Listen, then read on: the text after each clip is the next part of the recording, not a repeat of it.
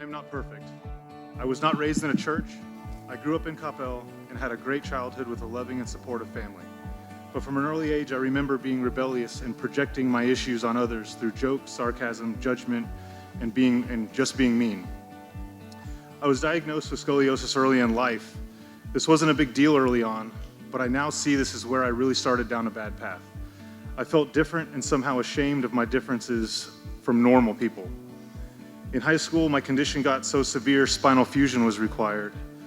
The pain was excruciating physically and emotionally. This is the first time I can remember talking to God. I did not have a relationship with God, yet cursed God for having to go through this. I often asked why. I was out of school for months. I felt like an outcast. At this point, I turned to drugs and alcohol to ease the pain when the prescriptions ran out. A year later, just as I started to feel somewhat normal, I had to have the surgery again. My body rejected the implanted rods.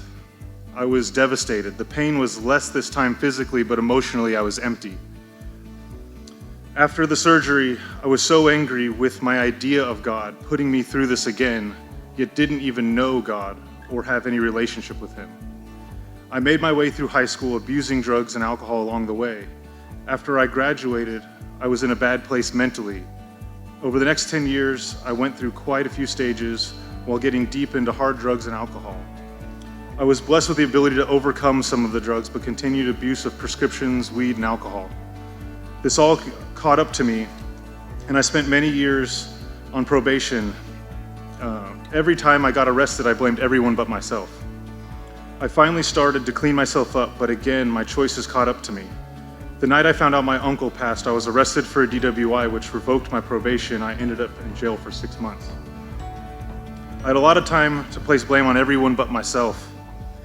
It's cliche, but this was the first time I picked up a Bible.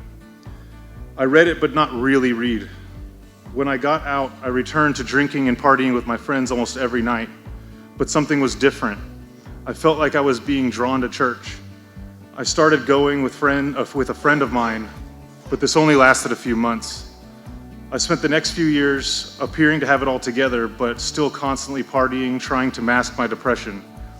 I had many failed jobs and relationships over the years. I was able to overcome my depression, but something was still missing. In 2015, I met my fiance. I was unaware of the impact she would have on me. As we got to know each other, we learned about our pasts.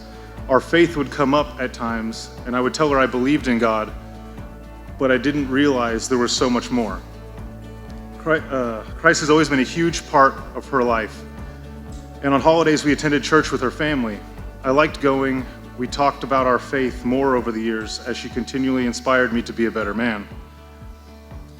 I felt like the hole in the something that was missing was being filled. We discussed making an effort to regularly attend church together, but wanted to find one that fit us. When she found the door, she was excited to tell me how much I would like it. The first time I attended, I felt something click. I knew the door was the church for me. It was refreshing to hear the word with such honesty and truth. I began to enjoy attending service and wanting to grow in my faith. I started to realize that the feeling of something missing was my non-existent relationship with Jesus. It's amazing to look back and see what has happened in my life since opening my heart, knowing that I am loved and forgiven through the sacrifice of Jesus Christ. I finally started to understand all these years I had been living for me, and that even the things beyond my control happened to me for a reason. I am far from perfect. I've lived a selfish life. I've sinned against far too many to count, and I'm striving every day to walk in the steps of Jesus and honor God. My journey is in God's hands. He has led me to many great things, including my soon-to-be wife.